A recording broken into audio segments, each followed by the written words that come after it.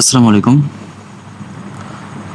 প্রধানমন্ত্রী শিক্ষা সহায়তা ট্রাস্ট থেকে একটি নোটিশ প্রকাশিত হয়েছে যে দরিদ্র ও মেধাবী শিক্ষার্থীদের শিক্ষা নিশ্চিত করার লক্ষ্যে মাননীয় প্রধানমন্ত্রী শেখ হাসিনা সমগ্র অভিপ্রায় অনুযায়ী 2012 সালে প্রধানমন্ত্রী শিক্ষা সহায়তা ট্রাস্ট গঠন করা হয়।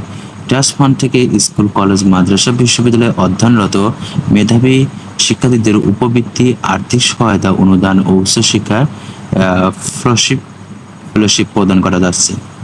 এখানে দেখো শর্তাবলী দিয়েছে, উপবৃত্তি প্রার্থীর শর্তাবলী। উপবৃত্তি প্রার্থী শিক্ষার্থীর ডিগ্রি পাস, ফাজিল পর্যায়ে অধ্যয়নরত নিয়মিত শিক্ষার্থী হতে হবে। 2 নম্বর, নিয়মিত শিক্ষার্থী হিসেবে শ্রেণীকক্ষে কমপক্ষে 75% উপস্থিত থাকতে হবে। এক্ষেত্রে আবশ্যিক বিষয় হিসেবে বাংলা, ইংরেজি গণনা করা যেতে পারে। 3 নম্বর, উপবৃত্তি প্রাপ্তির জন্য নির্বাচিত শিক্ষার্থীর অভিভাবকের বার্ষিক আয় মোট 1 লক্ষ টাকার কম হতে হবে। অভিভাবকের পিতামাতা মোট জমির পরিমাণ সিটি কর্পোরেশন এলাকায় বসবাসকারী 0.05% এবং অন্যান্য এলাকায় 0.75% কম জমি থাকতে হবে।